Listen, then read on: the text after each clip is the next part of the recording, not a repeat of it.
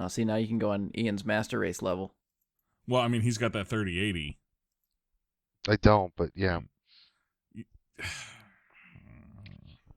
We went to a con back when you could go places, and we bought empty bottles on eBay of Dom Perignon and then filled them with like regular champagne.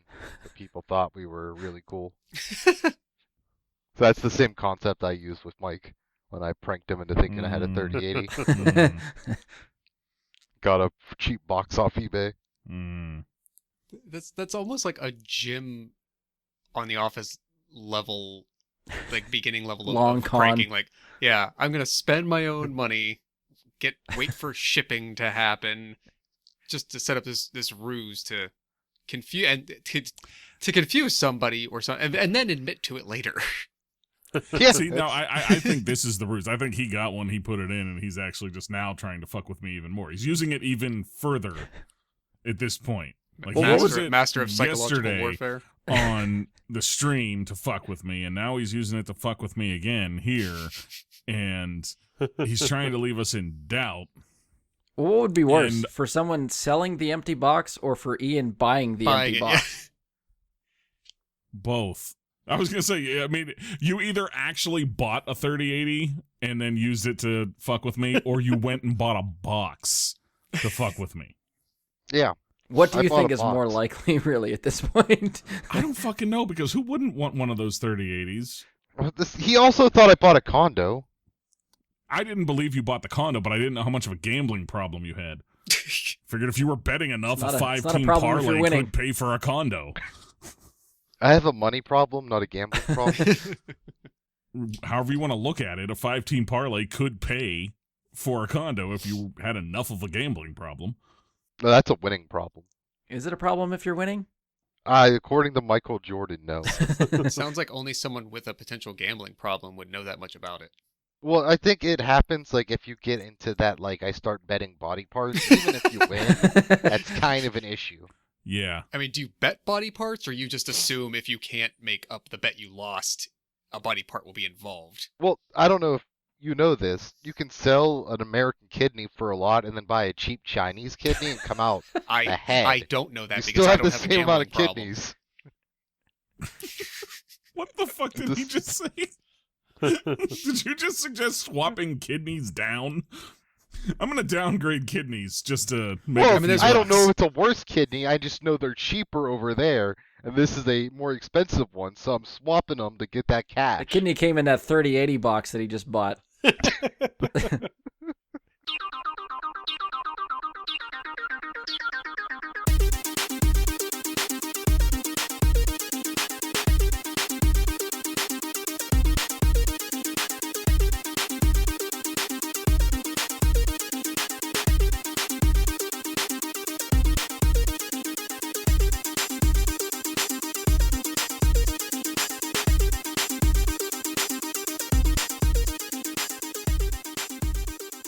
Hello and welcome to another episode of Brian Guy and Super Friends.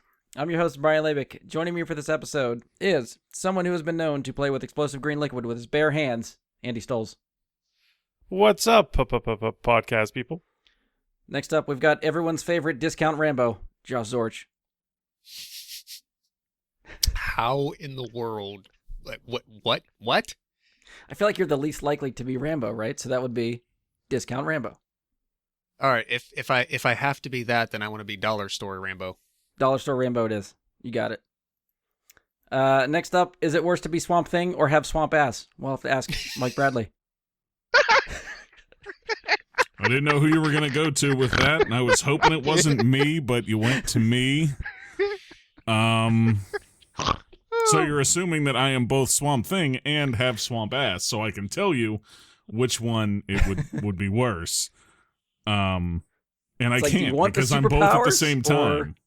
You know, so I have to deal with both, and I haven't had them separately, so it's, you know, I assume Swamp Thing, oh wait, that's me, always has swamp ass because he's Swamp Thing, so That seems fair. the good with the bad, you know. And finally, he's on this show because being parentless and running a gas station wasn't paying the bills, Ian Leidick. I'm tubing. That's it. Well, I was gonna do something else, but then this pantsless thing, I was like, oh, I'm that Tubin guy from the Times that got fired. Oh. No one got my New York Times reference. No, I I can't say. get your reference now that you're explaining it. I'm just Yeah, I didn't wondering put it like together with that. who you're sexting in the background in another. Okay, Brian, do it again. Just run the whole line again. Yeah, Ian, You ready? he You have a second intro. he deliberately puts you last, assuming that you will have at least a 45-second ramble upon your introduction. That's true. And you Well, had he two gave me words. Tubin. That's why you're not in the middle. Do you have a plan B? I will run it again. Run it again. All right. And finally, he's only on the show because he's being parentless and running a gas station, wasn't paying the bills. Ian Leidick. Right now, this is a call to action. I need all of you desperately to go to wherever you get your podcast and search for Duke of Dogs, my Marmaduke podcast, where we're talking about the #1 comic dog. We're always talking Marmaduke! That was better. We'll keep that one. All right, so we are back with our latest in our series of Rewind Theater episodes. If you haven't been keeping up with Rewind Theater, the series that we've been trying to do, basically, it's an excuse for us to go back, revisit some old comic book movies that we either haven't seen or haven't hopefully seen for a very long time. Our list is pretty expansive, so we've taken the pressure off of us, and we allow the Wheel of Fate The Wheel of to pick what movie we're watching next. We always have 2 franchises and 4 standalone movies on the table at a time. If you stick around to the end of the episode, we will spin the wheel to see what we're watching next. As for this episode, we are talking about 1982's Swamp Thing. This is a movie that was written and directed by none other than Wes Craven. I was going to throw in like horror icon Wes Craven. Would you consider him a horror icon? I don't think I have room to talk because I Yes. don't watch horror movies, so I didn't know if I should put that in there. Yes. Okay, horror icon Wes Craven.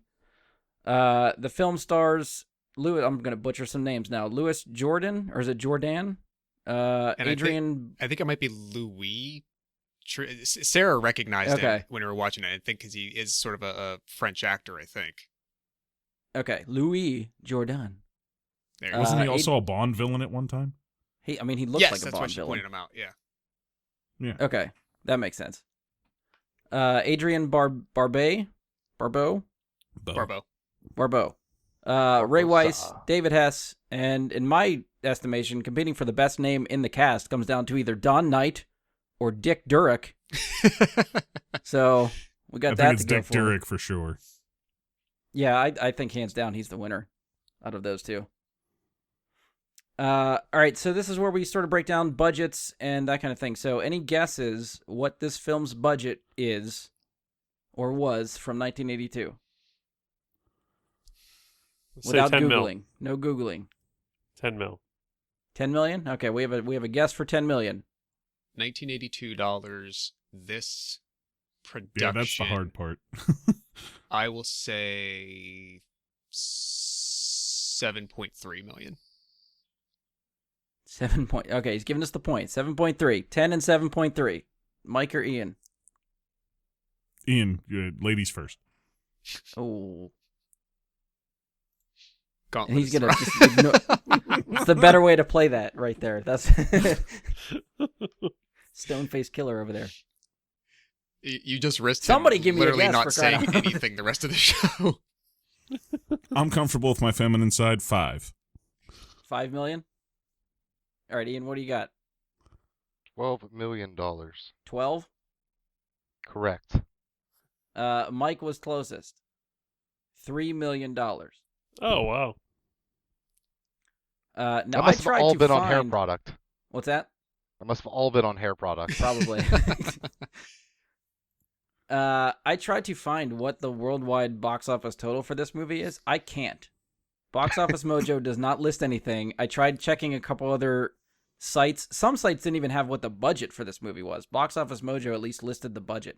I cannot tell what this movie raked in, which had me thinking, like, did this hit theaters? Did this go straight to video? I have no idea. I believe this was a theatrical release. I think the sequel might have been straight to video. That sounds But accurate. is it typical? To be fair, I've never really looked. Is it typical for movies from a certain age, like prior to a certain year, not have like that data just wasn't collected in a way before that time that something like Box Office Mojo could aggregate it all? Like the record's just not there. Is that possible? Well, you figure movies like Star Wars and Gone with the Wind are on Box Office Mojo setting records. So Fair. they're getting data from somewhere. It's got to be in there, I would think. True, but but- those are also like well-grossing movies. Right. Yeah. So this is probably I'm trying to remember what all we covered so far, but I think this is the oldest movie we've covered on this Rewind Theater stuff so far. Yes. Yes. So I've only been looking them up as we've been going, so I haven't looked at all the stuff on our list to see what, how far back the list can go and how easy it is to find some of these stats. So I guess we might run into this again if we hit some other movies that are just not as well known or no one really gave a shit about, I guess, at the box office. Potentially, sure. So box office total is anybody's guess. I have no idea how to aggregate that information. So if you're listening to this after the fact and you want to take the time to research that and look it up, I tried a little bit. I did not dig into it probably as long as I should have, but I checked the few sites I know to check and nothing was there. So if anybody finds some numbers, feel free to hit us up after the fact. As far as going around to everyone, I'll start with Josh. First time viewing or rewatch for you? So I was kind of worried about this question because I did my best to try to find the source, but I couldn't. The Letterboxd website and app that some of us have been using for a while, Brian introduced it to me, I don't know, like a year ago at this point. I was really bored at the beginning of quarantine, so I went back through my movie ticket stubs that go back like 20 some years at this point. I went through my Netflix history, my library borrowing history as far back as it would give me, and I logged all of that into this thing that can just sort of give you an idea of, if you want to use it that way, you kind of use it as a movie diary when you watched certain things in your life. When I went to log Swamp Thing this time, it was already on there. And it said, you have already watched this. But I don't know how to use some of the tools, I think. I don't know if you can dig that out to show you like all the entries for a particular thing if you've logged it multiple times. So I can't find the date or if I put a tag on it like Netflix or library or something. So it says I've seen it before, and I might vaguely kind of remember doing that, but I didn't remember anything about it. So I'm going to kind of count it as both a first time and a rewatch. All right. Yeah, we'll give it to you. Andy, first viewing or rewatch? Definitely a first viewing. Okay. First time I watched it for sure. Ian, first viewing or rewatch? First. Mike? Probably first. It seems like the type of thing my dad would have made me watch when I was a kid, even though I wouldn't have, I'd have been like, why am I doing this? And I feel like I probably did because he watched a lot of shit like that. But I don't remember it, so we'll say first. Yeah, that's there. Yeah, that's the first viewing for me too. So I think out of all the stuff we covered, I think this is probably the first one where it, for the most part, seems like this is the first viewing for all of us. I think everything we've covered so far, everybody, at least one of us, has seen. Right? Was that No, the case Astro with Boy. Bloodshot? Josh had seen Bloodshot when we Yeah. did Bloodshot. Oh, okay. Was Astro Boy new for everybody too? I'm trying to. No, Andy had seen Astro Boy. No, I had seen that one. Yeah. Yes. Okay. So this must be our first like clean slate movie for everybody. All right. So the ratings that I looked up, Rotten Tomatoes. Do you guys want to try to guess what they were, or do you just want me to give them to you? When I rented it, it showed me them, so Oh, okay. I won't guess if everybody else wants to. Sure, I'll go around the horn. I'll say both are below 30%. Critic and audience below 30. Yes. Andy, Ian, you want to take a stab at it? I believe I also saw it. I don't remember what it is, but I'll about it as well. Ian. Critics at 4, audience at 6. Percent. Oh, I had a 10. So like 40 so and I got 60. 40 40 and and 60. 60. Okay. Yeah, Oh. Metacritic does the points like that, and then Rotten Tomatoes is the percentage. So we're looking at, I guess Ian was probably closer. Critic 65%, Wow. audience is 34%. Wait, really? Yes. Yeah, it was inverted from what you said. I remembered that. I'm like, no. Does that feel like that's also like a first for this thing? Yeah, What, I- the critics being higher than the audience? Yeah. I think that's accurate also. Yeah. Metacritic was a little bit more middle of the road. The Metascore was 50, user score 5.5. Okay. So they're very much agreed middle of the road in there. So as far as the scores, do you guys disagree or agree with the scores? What were the scores again? 65 critic, 34 audience for Rotten Tomatoes, and 50 Metascore, 5.5 user for Metacritic. Any of those you're leaning towards? Do you agree with either Rotten Tomatoes or Metacritic, or how do you feel as far as closeness for you? I'd be curious to look into when the critics' reviews and scores on Rotten Tomatoes were aggregated. Were those Yeah, pulled I would from like to see that historical stat sources, also. or were Yeah. those newly rendered It does at some both. point? Okay, so a critic in seeing the movie for the first time in 2011 and 2020 can issue a score and a Mhm. review in the same way that someone who wrote an article in 1982 for the local paper did as well, I mean, and if they they might pull that went in. around and got those reviews from 1982, I doubt they did. You might have like the New York Times review from 1982. You might have like major newspapers, but Okay. you're not having any. I don't think you're having a lot of small newspapers from the time. So you think for older movies, definitely pre-internet and whatnot, a lot of what these kind of websites are critics of quote modern age reviewing these in sort of a virgin watch. Yeah. Well, and it's also something like that critic review score gets aggregated based upon how many total reviews are given, and there's more current reviews than old reviews. They're just Mhm. more available, and anybody can go and add to it still right now. I mean, any critic that wants to add on to that can. Right. Well, I So- not to get too far ahead to give any allusion to my score on it per se. I'd be really curious to meet a bigger group of the critics that marked this at 65. Yeah. It just my initial impressions after the movie, Rotten Tomatoes seems like it's very generous considering what I expected this movie to be rated after I was done with this. Well, I always look at Rotten Tomatoes as not being that it's a 6.5 out of 10. That just means 65% of reviewers gave it more than half credit, basically. It's like if So you it's give a it little bit more 2.5 skewed. out of 4 stars, that goes fresh. And it counts exactly the same as somebody that gives it 4 stars. So okay, Right, so okay. 65% of people gave it at least Favorably. a C or Yeah. above a C grade.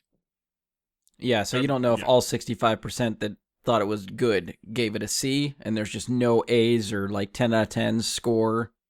Yeah. Okay, I see what you're saying. Yeah. I can follow that. I still find that a little surprising since I think critics tend to be way more harsh than the audience in most cases. Yeah. I mean, we're not talking spoilers yet, but I can get into why critics may be favorable on this when the time comes. Okay. All right, we will get there shortly. Andy, It- how do you feel about the scores? Leaning one way or the other? I could see it for the time period. I could see it being that high.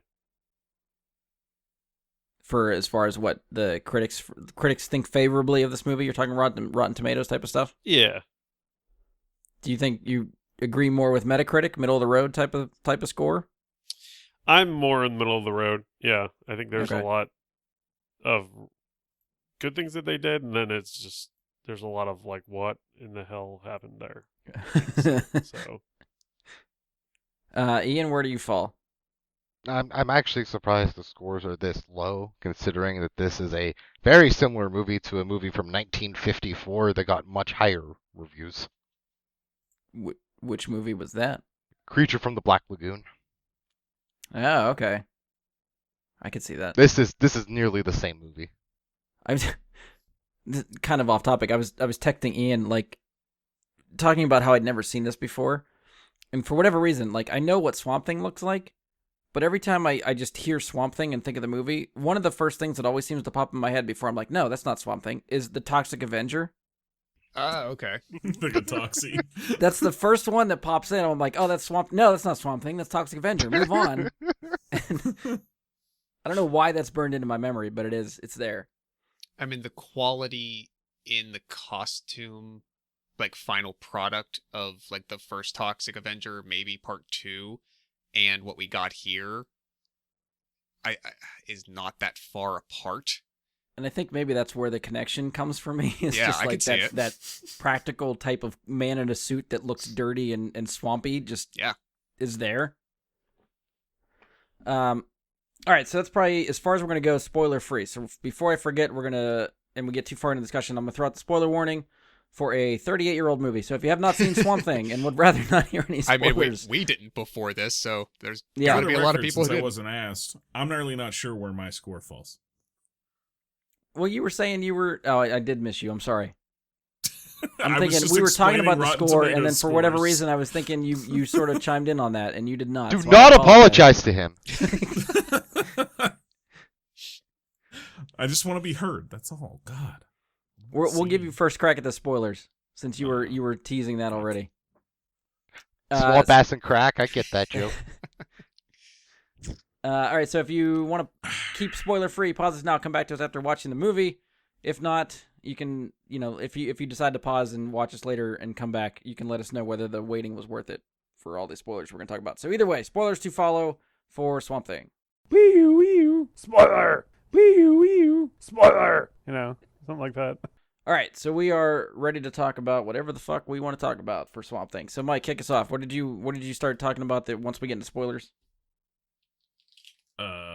Well, that was just about like why the critics would be more favorable on this in today's world versus I guess back then in some way, because it's got that whole like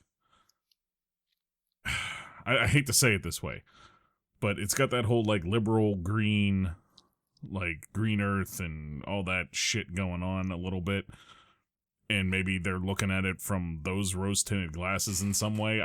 That's all I can come up with. And on the reverse, I could see older critics that watched it originally being a lot lighter on it because that fucking costume was not meant to be seen in HD. I agree. And they didn't know, they didn't make it that way back then. So I'm trying not to let how bad the costume looks in HD affect how I feel about it. I didn't But even rent it in damn, HD it was distracting. because I knew it was going to be a movie from 1982 that wasn't remastered. Like, I rented it in standard definition because what was HD going to do? Good call. For it didn't look, as far as like clear picture, I thought it looked decent for being HD. It was a better quality than I expected for HD. I will give it that.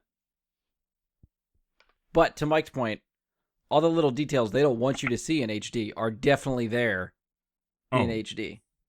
Yeah, I mean, the suit creasing as he walks at the crotch. Like, it's just like, you see like the suit folding on itself. Like, it's just, it's bad.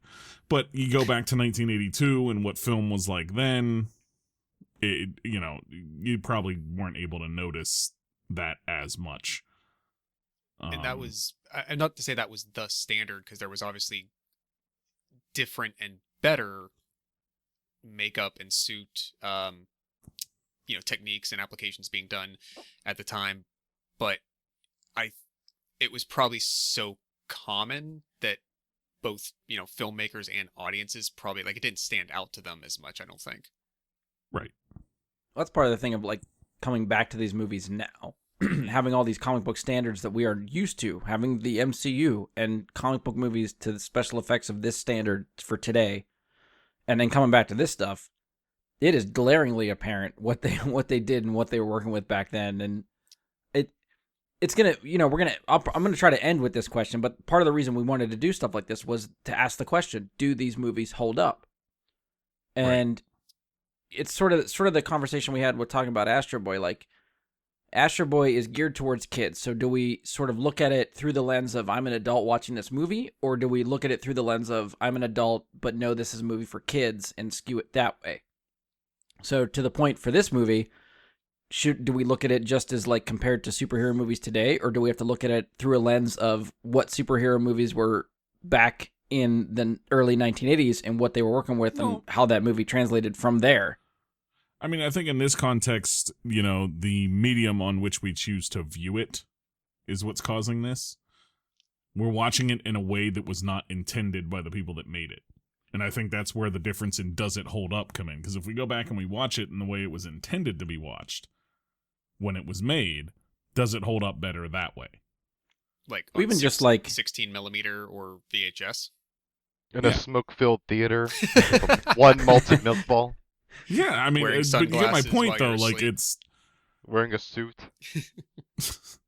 It's just one of those things where you can't blame the people that made the movie for using the technology they had at the time. It's just right. you can't do it. They didn't have the ability to do this, and they never intended us to watch it in this resolution. Yeah, it is hard to So try to make apples to apples. does the content hold up? The fight scenes can still be done just the same. You know what I mean? Like, things like that can hold up, but things like special effects, I'm not going to be too harsh about.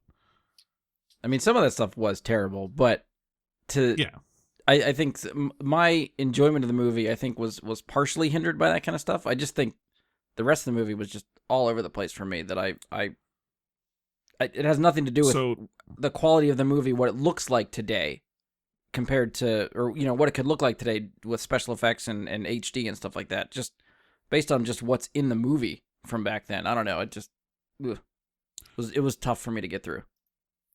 Agreed. Well, before it sounds like we're probably, I mean, knowing your typical format before we split down the positive or negative path in a round table, just as we were talking about the suit and the contrast that it can provide looking at it through today's prism. I think I asked this before a few weeks ago, but is anybody watching the Swamp Thing show that was previously on DC Universe that's now airing on CW? I have not.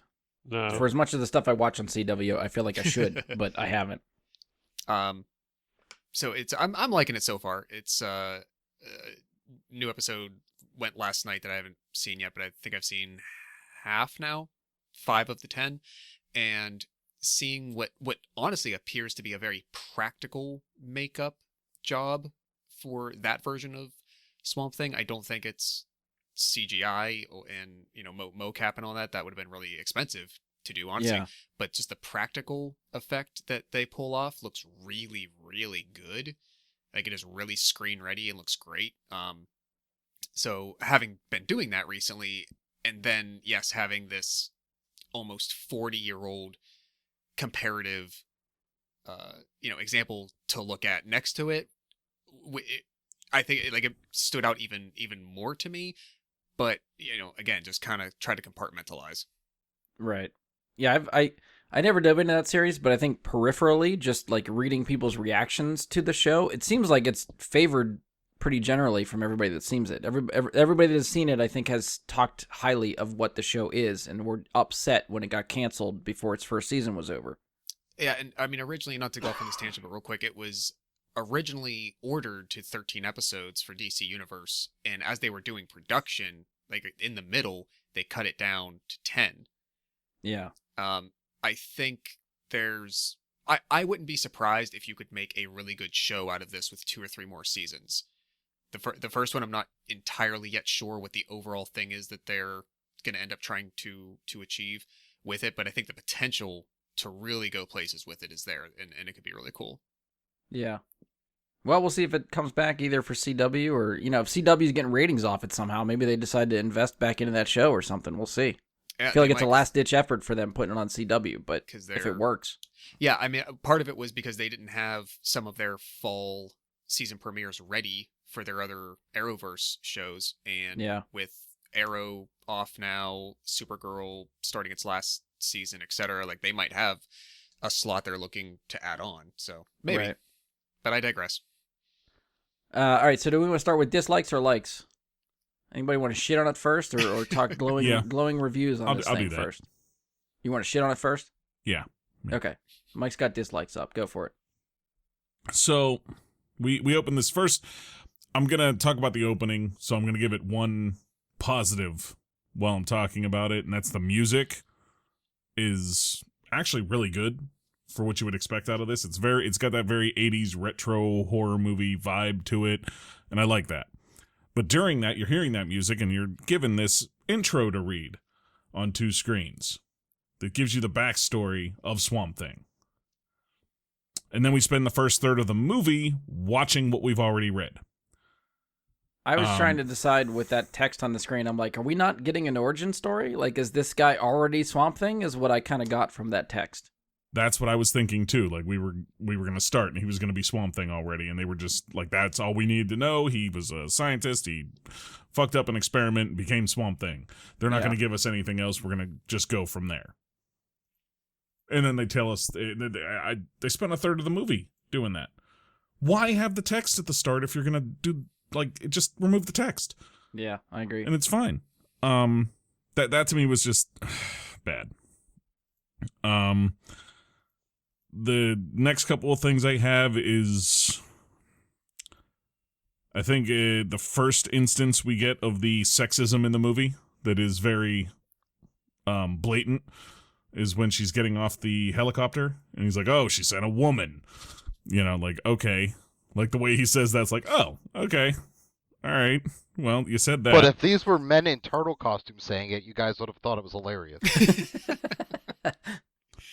You're not Well, wrong. It's not really sexism if it's a turtle. It's then. Missed opportunity. Could have had guys in turtle suits. The next thing I have noted is during the whole chase scene through the swamp with the random guy at the very beginning. That's honestly, other than having somebody randomly go missing that I don't think ever gets fucking acknowledged. It like, does. but for like what? No, it's like one sentence. But then that's it. There's no like real consequence to this guy's being missing. They go looking for him, and then that's when everything goes to shit. No, I feel like I'll get to that. But I feel like Also, the swamp chase was amazing. Well, He's no. just like ducking and rucking through this muck, and he's just going slow as shit, escaping these dudes in like thick, high swamp juice. It was good fucking chase. I actually have in like all caps here, this guy can swamp run. And I don't know what the fuck the point of that was, but it happened. But they also like refer back to like, so they have the I'm going to talk about that in 1 second, because right at the end of that, we get this scene with a snake that the guy pulls out of his pocket. Yes, I wrote Jake that the down. Snake Roberts. I wrote that down. Yeah, so Where he the has a fuck? fucking Who keeps a poisonous- snake in their fucking pocket? Jake keeps Roberts does. No, he keeps it in a bag over his shoulder, okay? It's the same place. It's a It's the snake-proof same bag. It's Jake Roberts was snake safety first and foremost, and then he let the cobra bite Randy Macho Man Savage, and it was a horrible sight as a child to see. And I'm getting off topic. Coming back around, he takes this snake and he like jams it in this guy's face, which, let's get over. Yeah, it looked horrible in the editing and all that. Why the fuck would that be how they killed this guy? Why would that be your method? Like, what? You don't even know that that's going to kill him. Like, they Bigger have question: guns. how long was that snake in that guy's pants? Well, that's a question too, but they have guns. Just shoot him if you want to kill him. What's the point of doing that where you're not sure if it's even going to work? Because it's quiet.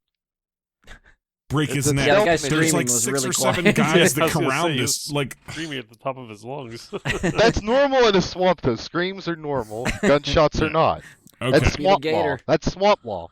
Can I So- can I offer one potentially like actually attempt at a serious possibility? I'm not Yes, sure if it'll please fly do. though. It's a reach, I admit.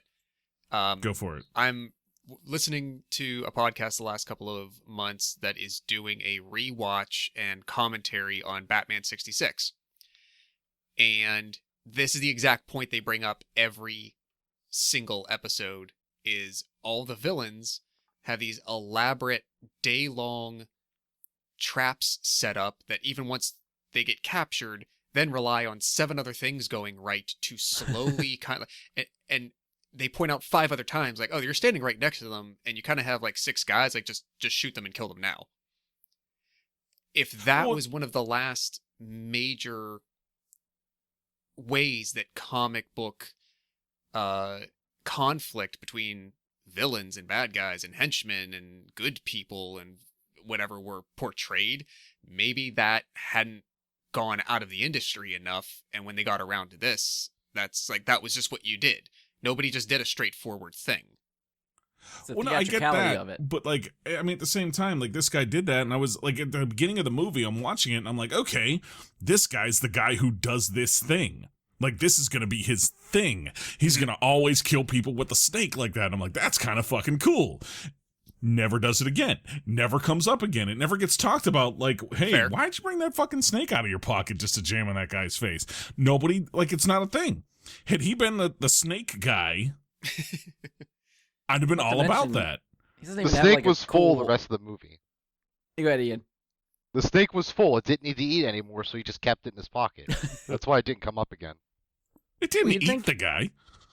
You think You- he'd that have like was some off sort of screen. Yeah, we didn't cool see like snake name, like snake bite or snake eyes or something, but no, it's what, ferret. That has Yeah, nothing to do with yeah. a snake. Snakes and ferrets are mortal enemies.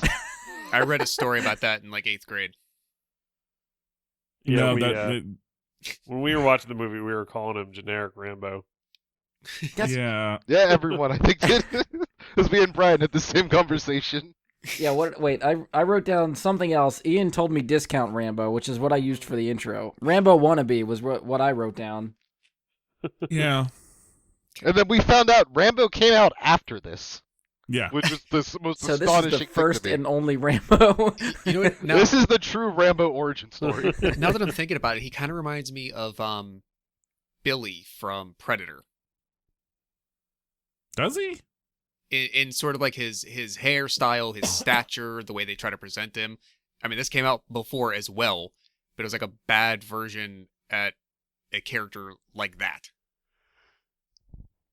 I don't know. I feel like Billy was presented as very spiritual and like a tracker and like Oh, he very was. in I touch mean, with the just land, and with this the- guy was just a douche with a gun. Right. I mean, take his personality out of it. Just the presence that he might hold for a moment on screen with like the bandana and the floofy back hair and whatnot. Floofy back. I'm bringing Floofy back. Anyways, what I wanted to get to off of that was they talk. So this is a question I have, and you know, at the beginning of the movie, she comes in, and the whole context for, I guess that's Dawn Knight, is the guy who becomes Swamp Thing.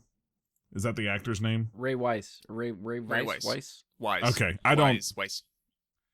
Okay, so the whole context for him to take her out in the boat and off into the yonder was to look for the sensor, right? Yeah. Okay, so they go in, they talk, and she's talking about how the sensor's down, and there's a problem, and they got to figure out the sensor. And, you know, they go out, and they find that, oh, the wire's been cut, and they're like, oh, that's that. You know, they come back, and they're like, the wire was cut. What must have happened? And the guy says to her, well, that happened when he was killed by the alligator. And it's like, well, you could have fucking told us that before we went out there. But then we find out later that that's not actually the same guy. You know what I mean? Like, he's just acting to be that guy with the, you know, the face pull-off Mission Impossible reveal, which maybe that's where Mission Impossible got it. I don't know. Or maybe this got it from the series before that. I'm not sure. Sidebar, I loved that moment, actually. Yeah, I thought it was great, but at the same time, when I first watched it, I'm like, so why the fuck did he send them out there? And here's the thing: there's He no didn't send them out there. No, but why wouldn't he tell them that that's how the sensor like was broken? There's no nefarious Remember, reason he to be just like, wants oh, to send out the new lady out there just to get rid of her, get her out of the way. He doesn't want the doctor to leave. Yeah, they were all pissed off. He left with her. Yeah, Yeah, he was just trying to send her out, just have her do something. and didn't he care. opened his mouth and said like, oh yeah, the sensor happened because of this. the doctor wouldn't have left, and she might have. Well, I mean, been he able, shouldn't you have may left have been- anyways. That was his point. It was, I don't know. It bugged me. And then they play like, so they tried to play off like when they get back that, oh, he wasn't being a rapey, cheating bastard while they were out there. That's his sister. And I took it immediately when they introduced them that was his sister, the way she spoke. It was not a reveal to me when they get back that it's his sister. Like when he talks about how, like, I'm like, Yeah, I think I was more confused because I think, like you, I interpreted that when they were first introduced as his sister, and then when they're out here, when they were the two of them were out there looking for the sensor and made mention of like being married, I was like, wait, that was his wife? Like, what did I Exactly. miss? Like it was presented so poorly that you knew the twist beforehand, and then it confused you. Yes, yeah, I agree. I didn't like that. Let me just the whole thing that doesn't, and this is, I don't know, it's gonna.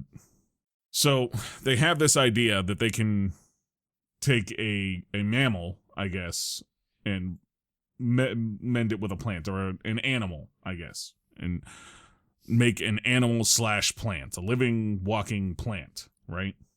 That it's a sentient plant, essentially, is what he's trying to create with his formula, right?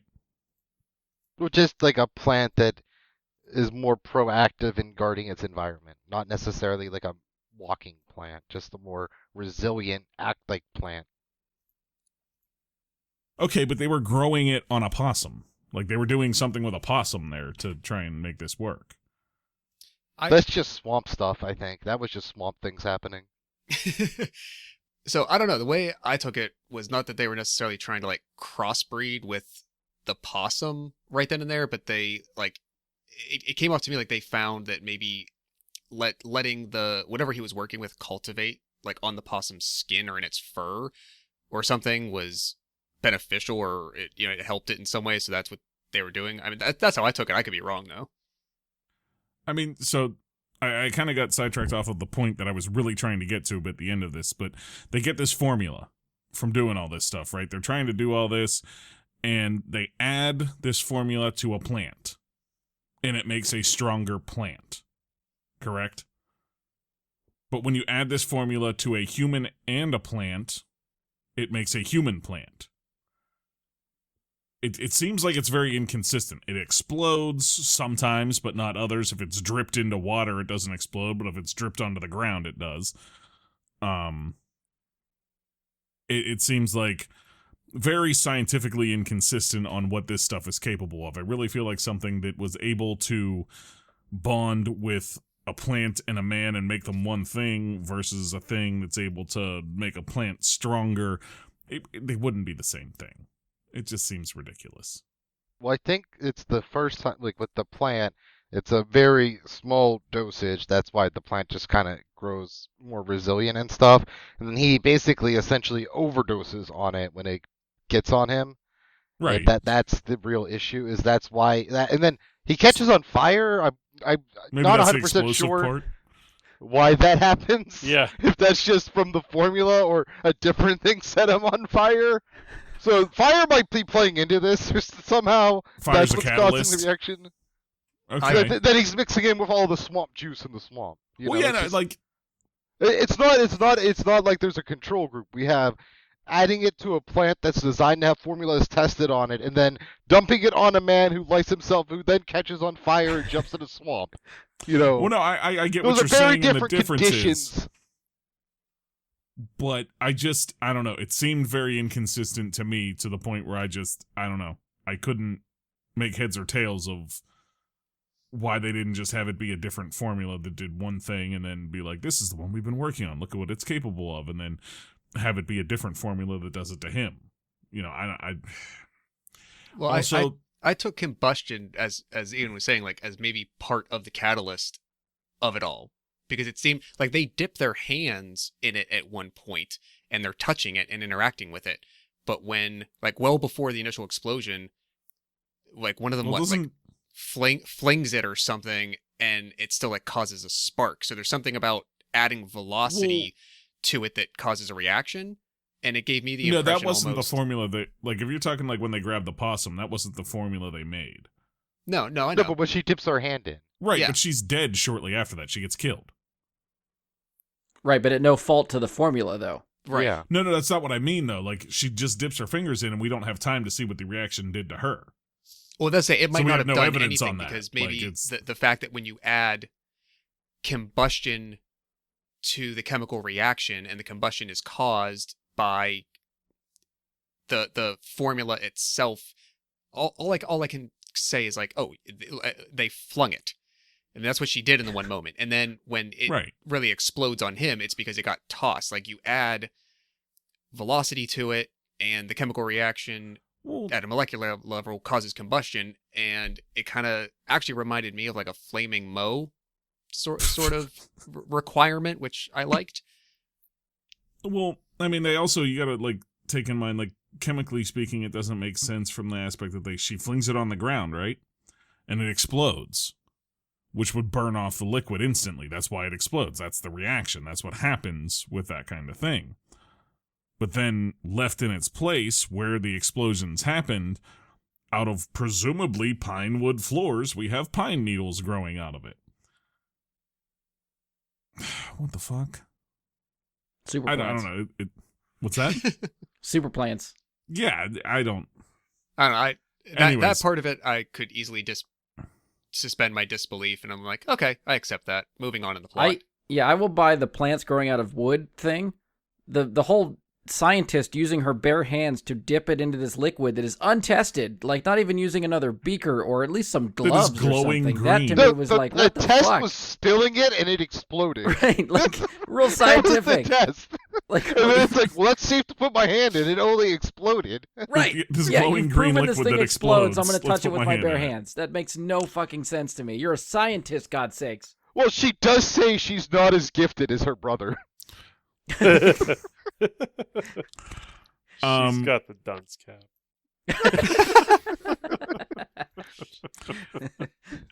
So I guess I'll move on from that, and if you guys want to bring it back up, we can argue it more. It's I don't know. The next note I have is more sexism, and that comes in the form of him just grabbing her and kissing her the same day that they met. He's like, "Yeah, I had a scientific breakthrough. Let me grab this person I just met and be like, yeah, you." That's normal. That's fine. Shortly after that, they have this alarm / sensor thing going off in their little, I don't know what the hell you would call it, observation shack. And it's like penetration, popping up on the screen. Like, that's what it does. It blinks penetration on the screen like 5 times for you. It's like, first of all, what fucking what does penetration is not a term used by anything. I mean, it's used by some things, just not a security system. That's what I mean. Like, it's not, this is not something that computers or security systems use. What the fuck was that? Come on. That just, I was like, what are you trying to, like, we know what you're trying to say, but like, what the fuck?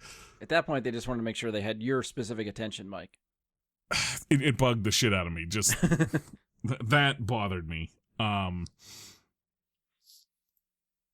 then, it seems to me, at least, at some point, I'm trying to remember exactly where this comes from. Because I have, like, did they actually miss her when she's the only one they actually had contact with? Like, they didn't recognize her at some point when they saw her after they lose her. So they have this whole shit happen at the lab, and they're supposed to kill everybody. And the only person that's left alive and is able to get out of there is her, who was laying, like, unconscious on the floor of the elevator where they left her. Right. They knew they didn't kill her yet, and they left her there, and none of them remembered, like, hey, wasn't there somebody that we fucked up and left alive? Well, Yeah, that you know, place at caught least on a line of fire, dialogue, like, wasn't there a body there? The face reveal, Well, that's good called a and bad, MacGuffin, yeah. Michael. That's a good thing. The boats. So Ian's going to be mad at me here because I'm going to get pissed off at 2 boats colliding in the water, causing an explosion. Yes. The one, there's this giant explosion when these 2 boats collide. I'm like, okay, that doesn't make any sense. Ian, Would did have been you more keep an awkward if they explosion didn't tally? blow up. I didn't keep one, but I note that specific explosion is written down here, and I rated it. Okay. Okay. I can't remember. I think I remember slightly what this is in reference to. And at one point here, I just have "holy shit, what the fuck" written down. And I think that's when we get toward the end. And the what's his name guy, the Louis whatever, turns Jordan. into whatever the fuck that was that he turns into at the end of this. That was the Wolfman. Sure, we'll call it the Wolfman. I'm fine with that. I don't have a better term for it.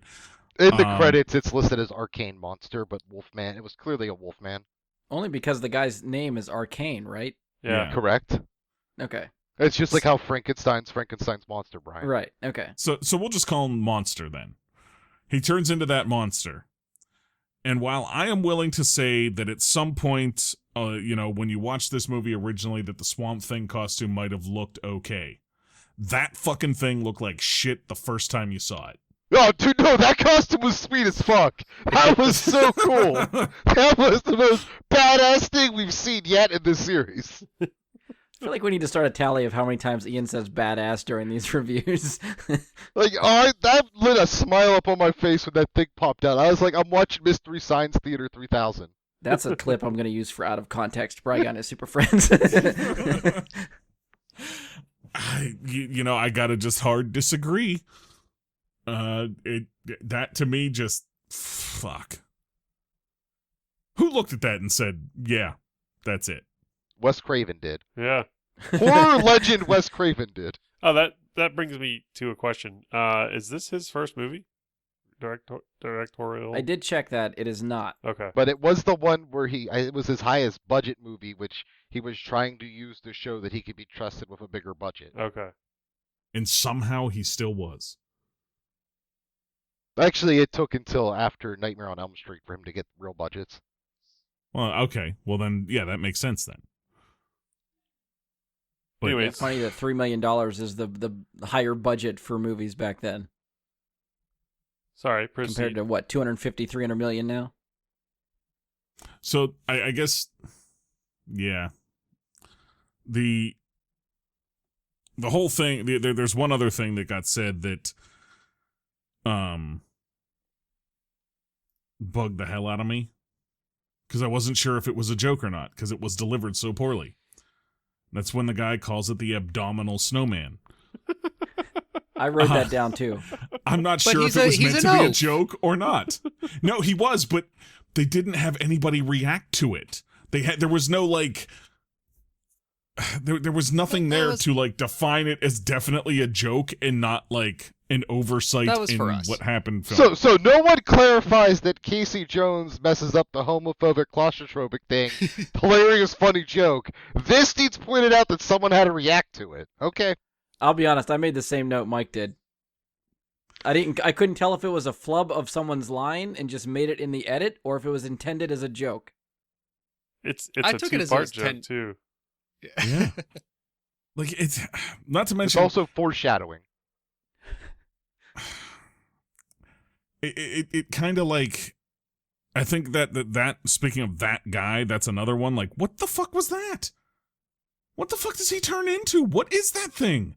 Oh, the midget from the circus? Yeah, that's crazy. That's an early Dr. Monroe costume. Sure. It I don't know, man. Like it all just, the end of that movie went so off the rails in like the Oh, yeah. last 15 to 20 minutes. It went from like, okay, this is what's happening, to what? Really quick. No, that reminds me. I watched this old exploitation film from the 70s not too long ago. I can't remember what this one was called, but at the end, this guy in the movie we find out is actually been a woman the whole time with a penis, and they take a bunch of like Wait, is it Sleepaway the- Camp? no, Does they this say take some, Ventura? some cactus drug, and he then starts charging around on a sword, slashing everyone's heads off and shit. That's what, because they had the sword. It kind of reminded me of that. Just like everyone kind of just lost their shit and started monster fights, just like in this exploitation film I watched. I forgot about the sword. What the fuck was the sword? What the It's fuck the most was honorable that? weapon, next to the katana. I feel like this is going to be Mike's review for the movie. It's just a big sigh and then shaking his head. Yeah, I mean, it's... That sword fight was pretty cool, and it was like whoosh, whoosh. Yeah, the sword fight against somebody that has no weapon. He had a club. Not The at oldest start. weapon known He to picks up man. that club like 3/4 of the way through the fight. The fight is basically over when he picks up that club and beats him to death with it. There's not even a fight at that point. He just smashes him with the club. It's not... I mean, that's why people always ask, is Swamp Thing more powerful than Superman? Does he have a club with him? And all those people are sitting at Ian's computer right now. That's the next Rumble Dumble Jam. Swamp Thing versus Superman. Just the two, not even gonna anybody be a else. short just discussion. That one thing, one-on-one. Swamp Thing with a club. Swamp Thing with a club, Superman with a sword. Go. Because Superman needs the sword. All right, Mike. I know you're getting frustrated. I think this is making you more visibly angry just talking about this movie. Do you need a break? Should we? No, I should we got to talk the end. somebody else? I got to the end. That was the end of my negative notes. I have Okay. positive notes, but we're doing negatives, and I got to the end. Andy, let's get you in here. Okay. Where do I start? Oh yeah. Swamp Thing doesn't know how to fight. The only thing he does is he throws people into the swamp. That's his move. You just hear "Wah!" Splash, "Wah!" Splash. I think the only we time, get the Wilhelm scream out of one of them, so yeah, mission accomplished. yeah, and Yeah. it was getting a little old of him throwing people into the swamp, especially the guy that turned into the little rat terrier thing. He must have thrown him into the swamp every time he saw him. Yeah, I think he threw him into a tree once. that was pretty ridiculous. The thing where he gets his arm chopped off, and then he's romping around in the swamp in the middle of the daylight. It's not regrowing, but put him in a fucking dungeon, and then have him raise his hand and get some sunlight, and all of a sudden he's got a full fucking arm. That doesn't make any fucking sense. He grooted it back, man. Yeah, but he was walking around in the daylight, watching her take a bath. Yeah. Wow. In the I wouldn't be daylight. thinking about my left arm if I was watching her take a bath, would you? Something Thinking else about was my growing. right hand a lot.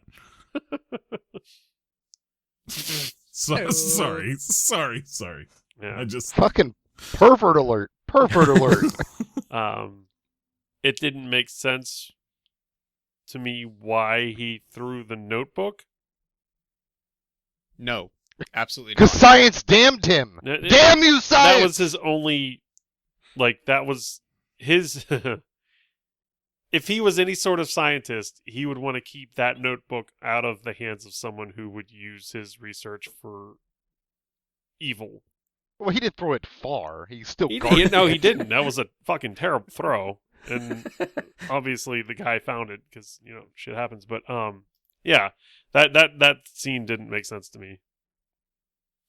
I think it was just more like he wasn't him trying to destroy it, as him just being frustrated Yeah. that science has killed everything he knew, including his own humanity. Yeah.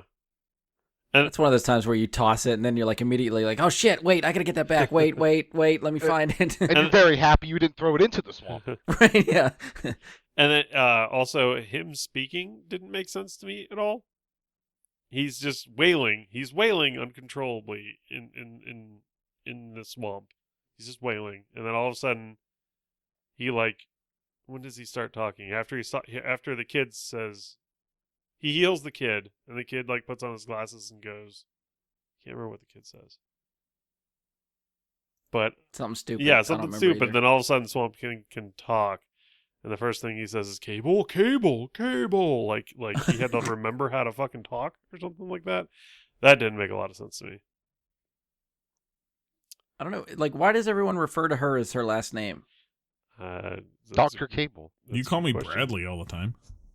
Yeah, well, there at the time we were doing that, there were multiple mics, so it was easier to figure out which mic we were talking to. Yeah.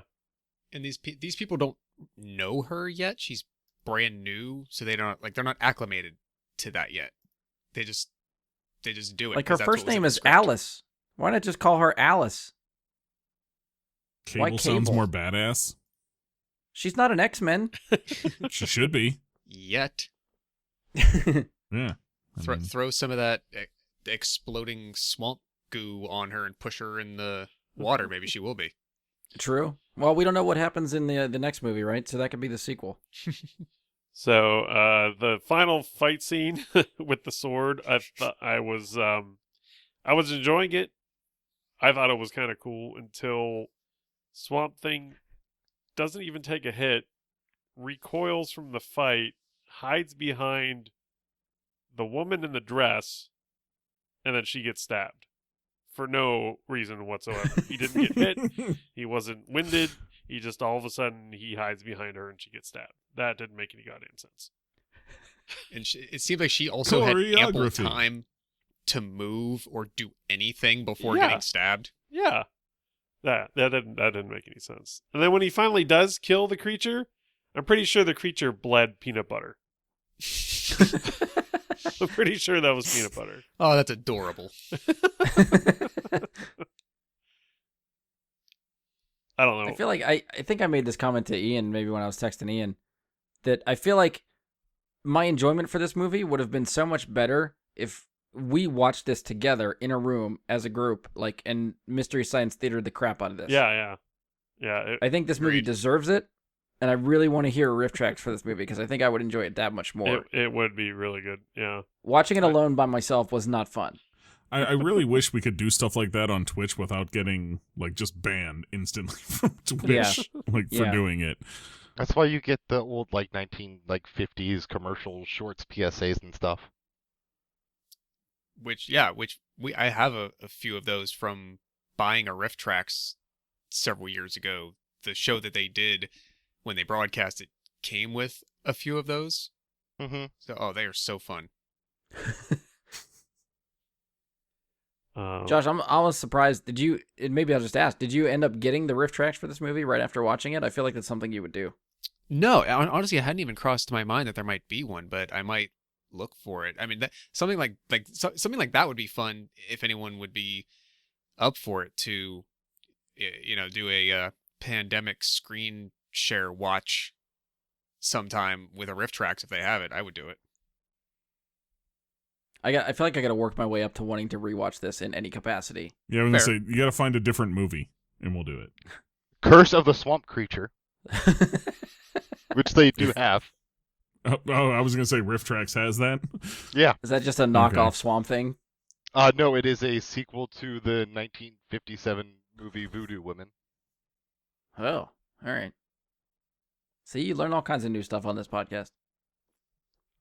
Andy, you got anything else dislike-wise you want to chime in? Yeah, at one point they discount Rambo, dollar store Rambo, Rambo wannabe, generic Rambo, whatever the fuck you want to call him. But never his real name. He hates that. Fair, yeah. Tells someone on the radio that they have Swamp Thing cornered in the middle of the swamp. I don't know how you could have someone cornered in the middle of the swamp, but okay. That didn't make any sense to me. Is that when they're circling him with boats and throwing grenades at him? Yeah. Okay. It's also when they're very close to the other boats and they're still using the radio. Can't hear over those fans. Yeah. But only some of them were fan boats, which confused the shit out of me. I was like, why is only half your arsenal fan boats? Gotta diversify. Yeah, got to make sure the prop in the other one just gets torn up by all the shit in the water. That's the only reason to have a fan boat, is because you can't put the prop in the water. That's it. Yeah. Plus, they cinematically, they look pretty sweet. I mean, that is Can't the believe only... you just used the word cinematically with this movie. Well, it's the only setting where those kind of boats would make sense to be. So if you're Fair. in that Yeah. environment, why not utilize them? Yeah, I'll give you that. Andy, you got anything else? Yeah, why is the kid alone running a gas station by himself? And I why was wondering is when he? that was going to come up. He's always there. I don't think I Anytime realized. there's like a gap or anything. There's just like he's there. He's there. He's Oh there. yeah, He's he there. just pops up out of nowhere. Yeah, And he That was serves fucking like weird in no itself. purpose. Yeah. That's just being a swamp kid, though. You just pop in and out of situations. He's a swamp kid. Again, I think I happened to be texting Ian at that time, and he made mention to me. I don't even think I realized that the kid basically doesn't have any parents, and it's never really mentioned at all where the hell the parents are. Yeah, he's just. Oh yeah, we Doesn't realized that acknowledge it. right away. He. I mean, the kid dies. Yeah, no one gives a shit. No one's aware. There's not even a mention from him of like, well, I was just looking after the store for my uncle. Like, no. Yeah, Apparently, that's his enterprise. Maybe he's like, isn't that like a thing? You can have that condition that like Andy Milonakis has, where you look like a child even though you're an adult. I You're- don't think that's what they were going for there. Yeah, you're. There giving is them a line benefit in of the doubt. movie. The Cable says to him, "You watching your dad's gas station?" And he says something to the effect of, "I'm always watching this gas station." You know, down here in the bayou, that's what we gotta do. Then down the gas station. You know, he's just, Oh. you know. I figured it out. Jude is a ghost. So how does the ghost die and then come back to life? Well, I mean, obviously, then he never like a corporeal ghost type thing never really died in a way. If you want to get that philosophical, but that's what he means by the "I'm always here." Like that gas station hasn't been open for 30 years. But Jude is just It locked. does look he was like killed that. in the bayou in the swamp previously, and he is just cursed and haunted to have to stay there. That makes total sense. Tell me that story. I don't really give a shit about Swamp Thing anymore. He does have, I will say, one of my favorite lines in the movie, Jude, when they're hiding behind the counter because Ferret showed up, and she tells him not to be afraid. And he's like, "Say that to someone whose counter you're not hiding behind." I was like, "Yeah, roast that bitch." Get him, Jude. I think that's about it for my negatives. I think. Okay. Ian, I'll let you off the chain. Oh god. Okay, so bad stuff. No, there was, a lot of the early sexism, but I was like, it's an 80s movie with a woman scientist. I don't even think women could go to college in the 80s. That made sense to me. It also, to be fair to me, I don't think like again I think this is another example where the sexism was not it was there, but it was not presented positively. It was meant to be, oh, look at these asshole guys. I mean, to me, I didn't I could see that, but at the same time, I feel like you could watch this movie in 1982 and not think that. get that. Okay, that's Yeah. fair. That's fair. I think it's one of those things where, regardless of what they intended, I think the way it was viewed then to now has probably changed more than anything. Fair. I also think the Swamp Thing protagonist is like the guy you said, Weiss. Mhm. He's a little bit grabby and rapey before any of that, and that's not really portrayed in a bad way. True. Right. Yeah. So just He's just affectionate. yeah. This is one of those things. 'Cause this movie, for me, a lot of it is it's like a riff tracks thing where it's a good bad movie. So it's stuff maybe I didn't like, but I thought it was great. Like when she's like early on, I forget exactly when, and they're talking about Washington and that being an issue, and I wrote down, boy, do I know Washington and all the problems you have dealing with Washington, right, guys? You got to deal with Washington. I really liked that they acknowledged you got to deal with Washington, right? Just like those Sony payments. Exactly. Then I love that they took a romantic swamp trip. Like they played the music and everything to set that it was like the height of romance down in the bayou was this boat ride in the swamp looking I for did a make sensor. a note of romantic music at that point in the movie, so it's very apparent that is happening. I just love that because like Josh, or Mike, I think might have mentioned it. Someone mentioned it. The music, I liked it a lot, but the music was always super telling. Like they turned it on right away. This is the romance scene. Now we're getting into some horror stuff. Hey, the bad guy's doing things scene. Like, it was very. It didn't, like, build into it. They just fucking threw it at you. I mean, that's that 80s nostalgia music, though. That's how, like, soundtracks kind of did things in the 80s. In a lot What? of No, it wasn't a lot. I'd argue that's Unlike how you three. that's how soundtracks did things until maybe 10 years ago. Okay. I mean, I think that's a much more really recent, more modern way to like juxtapose like quote like ironic music selections over scenes that you wouldn't traditionally think of. But no, but to Ian's point, yeah, it like slapped you over the head with a harsh transition from one to the next. Then I wrote down pervert alert because he was going hot and heavy on this boat flirting thing. So I literally had to write down pervert alert because I thought that's where we were gonna go, where this guy was gonna be a full blown pervert. Luckily, he was just an '80s movie protagonist. So then we got to the censor. And my only issue with that is they just throw it on the ground. Like, they don't, like, close it back up or nothing. They're just like, these parts are worthless and throw it on the ground. Like, fuck it. Yeah, I wrote that down as well. They went out to investigate it, find that it's broken, don't take any of the pieces back to repair or analyze to understand why it might have broken. They just accept that it's broken, discard it, and leave. So No interest in it- figuring out why it's broken, no interest in repairing it, and then they just leave it as litter.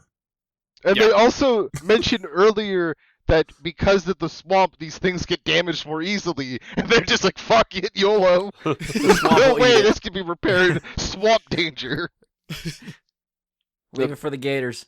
This was just a bad look for this movie, like, forward thinking. Dr.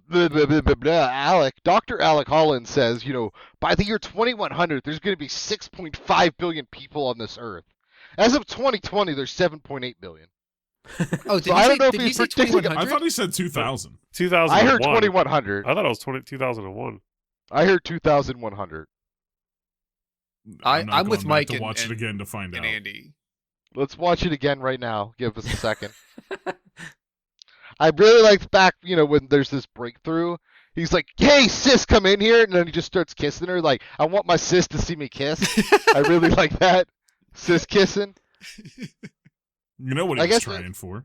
That's like, yeah, he was going for that three-way. Well, you never know how long he's been at this swamp, but the only woman at the swamp with him is his fucking sister. So he could have been there for years at the swamp with only one girl to look at, his sister. Which also So- brought up, like, why is everyone being shitty to the only women?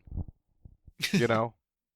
Let's see. Oh, I didn't like that, like, well, after this attack happens, like, the lab's just casually on fire for, I think, the rest of the film. I don't think there's another point we ever see the lab where not at least part of it's on fire, which kind of bugged me, because I was like, are you trying to burn the swamp down, or you just have, like, lighter fluid on sale? Like, like, what's going on here? And then there was, like, still when Cable's trying to leave, she just stayed at the lab for way too fucking long, just, like, hanging out, like, in the bushes, like, I just, like, just leave. Just fucking go already. And then, when she passes out for, I guess, like, the third-ish time, and Swamp Thing carries her away, and, like, the guys are coming, I like that he puts a singular, like, branch on her. Yeah, the Like, camouflage, "Here, the this one will branch protect you." camouflage. And I thought, okay, maybe he'll get another one. He does not. He loses a singular, like, branch on her. Well, and in that respect too, you say like the third time he's carrying her away. How inept are these fucking guys that they have hired? It's like, oh, we got him.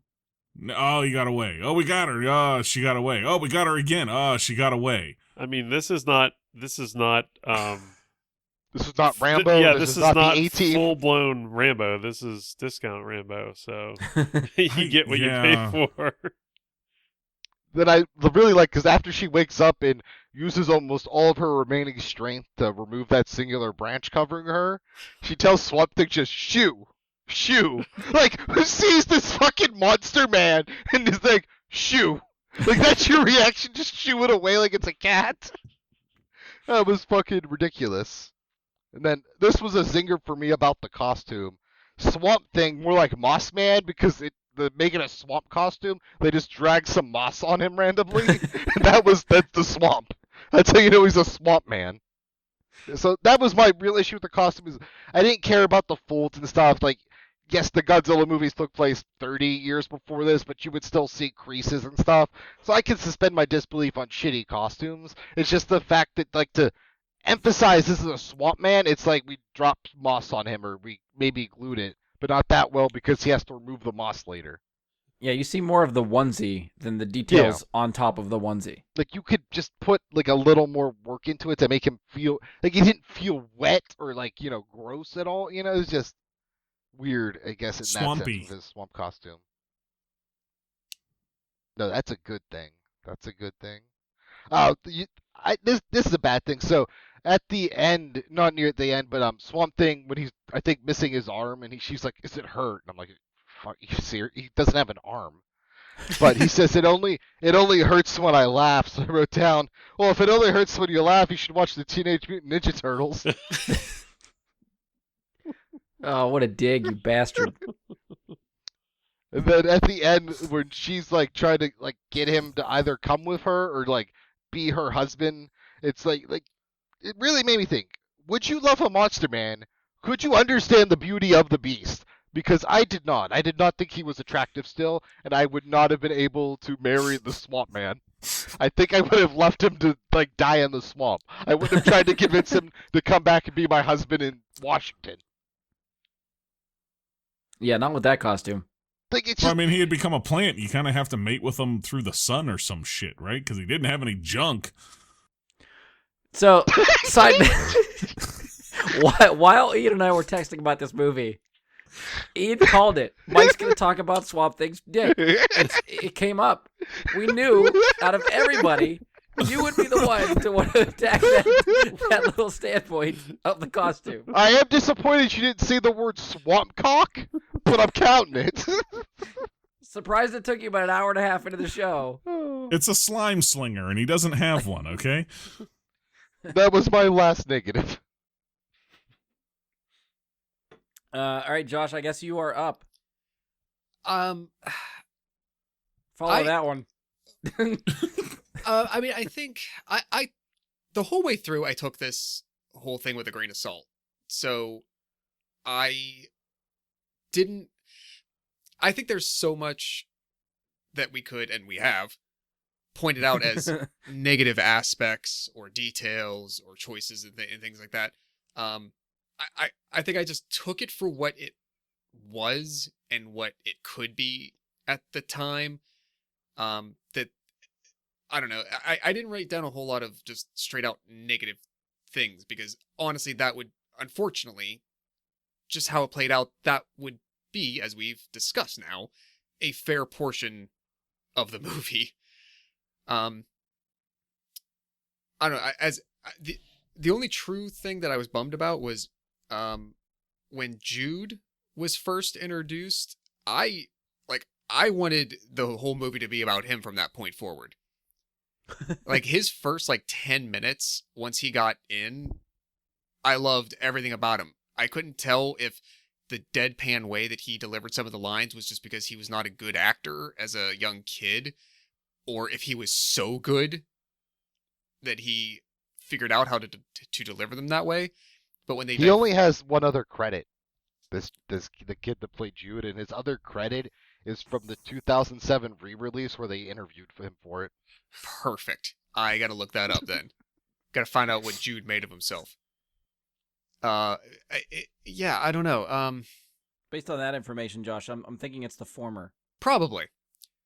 But for whatever, his couple of moments were like comedic gold, and I appreciated them. So when they took the choice to introduce this character, how do we meet him? Oh, she's running for her life, and she finds what is apparently an underutilized or abandoned gas station, and befriends this teenage boy who, again, is apparently either a ghost or an orphan ghost, and we're gonna carry through him for the rest of the story. But then he just was sort of used as filler to have someone else be around and whatnot. He was also the one that told all the good jokes. Like even Yeah, his first he really appearance, did. it's like, "Here comes trouble," and I just started howling and hooting. Like that's his catchphrase.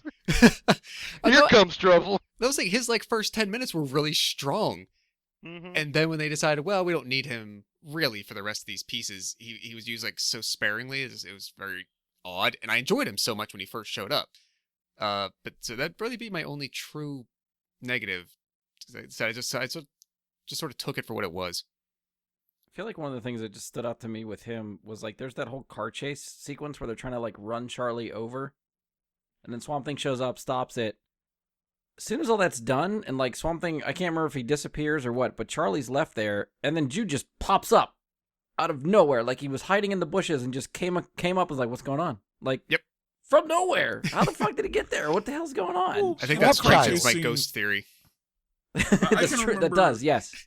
Thinking in that car chase scene, like, one, they're driving through all these trees and shit, and they can't really follow her very well through the trees, right? And she loses them. And then they get back onto a road, and what does she do? Stays on the fucking road. Runs down the instead of, road, yep. like, running back into trees. They make a little bit of a like notion to that. Like she looks at the swamp, like almost like she's gonna go in the water. Decides, nope, I'm better off on the road. That's There were as still much trees as you on get. the other side of the road. I thought there was water on both sides. Yeah. but maybe I'm misremembering. There was swamp water the on way it both is. sides because they actually panned both sides. She looks on one side, there's water. Oh, Nope, can't okay. go that way. Pans the other side. Nope, can't go that way. Which she would have been okay if she went either of those Right. ways. So, Swim in the water. The truck is not gonna make it. It's gonna drown in the water. Just go through the swamp. Sorry. So the logic gap is still there, but at least they tried to play it off in the movie. I think at that point, it still doesn't make sense, but No. they tried. Yeah, I don't know if I really have anything negative that we really haven't talked about. I think we've touched on everything that I sort of wrote down. Which again, I feel like we've been bashing it for a good while. So let's try to find some redeeming qualities to this movie. So Mike, we'll swing back to you. Stuff you liked for this movie. Like I said, the music, from the start, I actually thought that was pretty good. The guy's swamp run, I actually really digged the way he runs through the swamp. That was kind of cool. That chase scene, even though it made no sense, was pretty cool. The Swamp Chase was one of the early highlights of the film where I knew we were in for a good fucking time. Yeah, I was like, oh fuck yes. Look at him trying to muck his way through the zucking fuck. I- We'll have to place bets now if Ian's going to rate this above or below. Would you go over and under for the well, we'll say 8 out of 10. You want to go over or under for Ian on this movie? 8 out of 10. under. Think you'll rate it under 8? If I had to guess, Andy? eight's a pretty high standard. I would guess under. Josh? Probably under, but we're working on a mixture of an Ian and a Bloodshot scale. Not just a regular scale, so I don't know. That and I'll be everyone just different. I'm said gonna go- under. So I almost feel like I have to go over. I was going to say, I'm going to be different and just say over, just because I think he could. Sorry, Mike, go ahead. At one point, I can't remember who screams it, but they're like being chased by Swamp Thing, and somebody's like, "Oh shit!" And it made me laugh. Like just the way the guy says it just made me laugh. The Wilhelm scream I noted because I always like to point that out when it happens. It's fun. I made a note here comparing Swamp Thing to Rey in Return of the Jedi, or not Return of the Jedi, whatever the fuck the last one's called. It sucked. Rise of Skywalker, where he's a healer and he's able to just like touch people, and he grabs her boob at the end of the film. Like that dude in that suit absolutely grabbed that actress's boob. Oh, I made a note of that too. Oh, He yes. definitely copped a feel when he healed her. Oh yeah, you definitely did. And I mean, all around, the one positive thing I'd say about the costume work they did is that, from the shoulders down, Swamp Thing looks horrible, but the mask they put on the guy actually looks pretty good. in my opinion. The mask for Swamp Thing, I think, was fairly well done for the time. Didn't look that bad. He had some definition work and sculpture work there. Yeah. Yeah, it looks like the comic book. I mean, it looks pretty well like the comic book, and it's miles better than the rest of the costume. I'll give you that. Yeah. From trying to picture the face of it, but yeah, from what I remember, I think that was probably the more detailed part of that costume. That's it. That's all I got. Andy, positives. I feel like there's gonna be a short list from everybody here. I thought Adrienne Barbeau did a good job. And I looked her up on IMDb because I was curious. Apparently, she was married to John Carpenter for a little while, and she was even in his escape movies like Escape from LA and Escape from New York and stuff. Jude was awesome. I liked him. Thought that the healing aspect of Swamp Thing was cool. It showed that he had more than just like superhuman strength. I wish that they would have showed it in a different way other than him just tossing people into the swamp. I mean, he rips the top off of a car at one point. Oh yeah, that's true. That was pretty cool. Which gets pulled away by cables so obviously in the shot. Definitely, yeah. I had to laugh a little bit when there were a lot of, I don't know, moments that made me chuckle in this movie, and I'm not sure if they were intentional or not. And I think that's one of the things that makes this like sort of bad movie turn into a good movie, like Ian was saying. You know, I actually enjoyed this movie quite a bit, even though I have like critiques about it. But they shoot Tyrone. I thought that was funny. Like they shot their own guy. Oh yeah, I like yeah. like they're It's like you idiot! You shot Tyrone. I laughed. I'm like, that's funny. And then the guy forgot that he did. He's like, "Where's Tyrone? You shot him." Right. Yeah, right. yeah. Like that's dialogue that didn't need to exist. No, I but think it that's was the one funny. joke that It was landed for funny, me. Yeah. And I'd love to hear, like, going back, that was actually something that wasn't meant to be in the script, that somebody asked, and then it just was, like, improv, like, no, you remember, like, we filmed before, you fucking shot Tyrone. Like, I wish that they would have expanded on the like Nemesis scientist's genius a little bit more, other than just like his having like a gigantic library and like women at his beck and call. Like they don't really show how he's a genius or how he thinks he's a genius. Well, the one way I think they did establish it though is his version of the formula doesn't explode to turn you into something else. Oh, that's true. I also had a question about that, because you're talking about, like, that guy and all that, and I know we're on positives, but this might be kind of a negative that I forgot to write down. Who the fuck are the people at that party? The Bayou Elite, sir. Yeah, and why are they okay? Show some respect. And why are Movers they and okay shakers. with one of the guests being chained to a chair? Yeah, like, that's what That's people... normal, funny, everyday, like, Bayou stuff. It's when someone starts changing into a monster, you get worried. I liked Okay. his character is what I'm trying to get at. I liked the evil genius guy, and I think he played his role well. I would have liked to have seen that expanded on. I guess that's where we got to go for the Bond villain. Yeah. Whatever movie he's in as a Bond villain, maybe we'll see better of that. Maybe. You know, I enjoyed that the last final fight scene had a sword in it. I just think that's really badass.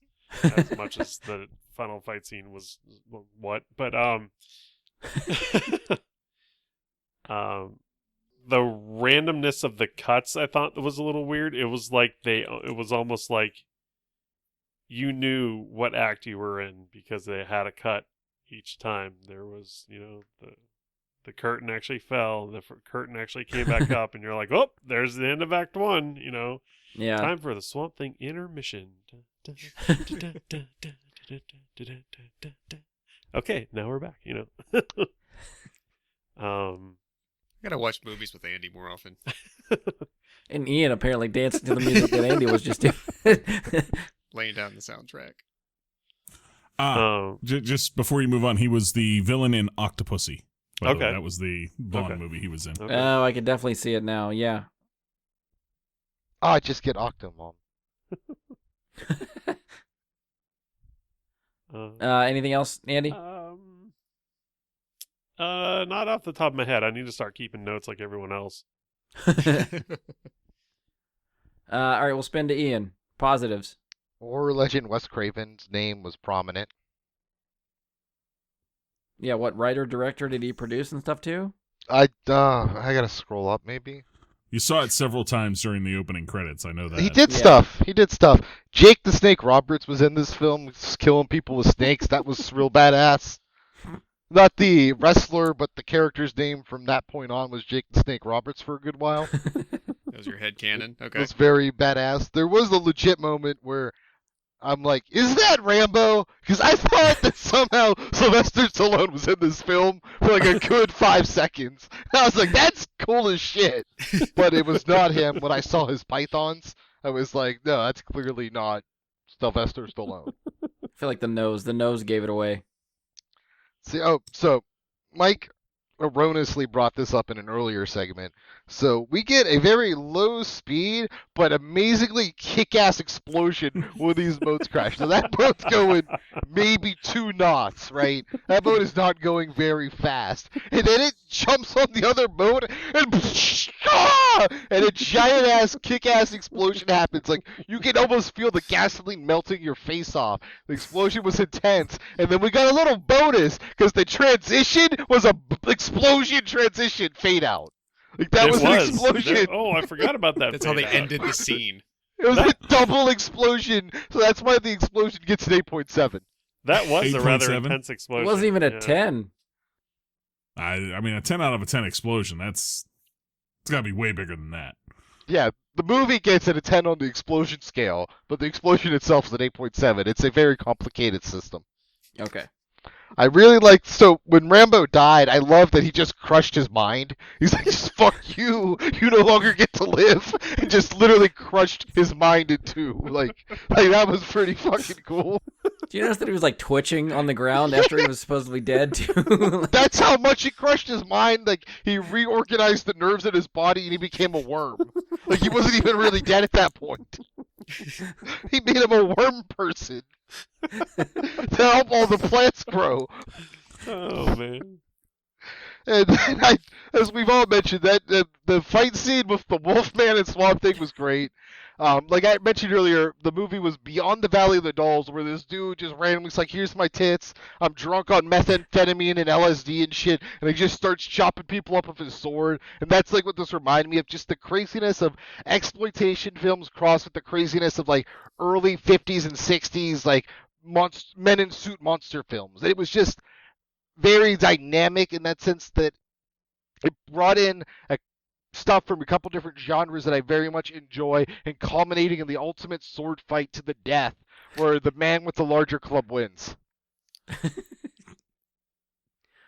So I don't know why this thought just occurred to me when Ian was talking about it, but I feel like the bathing scene triggered it. We talked earlier how Charlie was running from the car, refused to go into the swamp to escape the Jeep, but then is seen later naked in the swamp bathing. Why go in the water there but not before to escape people chasing you? Well, she didn't know the Swamp Thing was good then, so she was afraid of it. It's a strategic decision. So it's not the swamp water she's afraid of, it's the swamp thing in the water that she's afraid of at that point. Yes. Okay. Then I completely missed that. So that makes more sense. Thank you.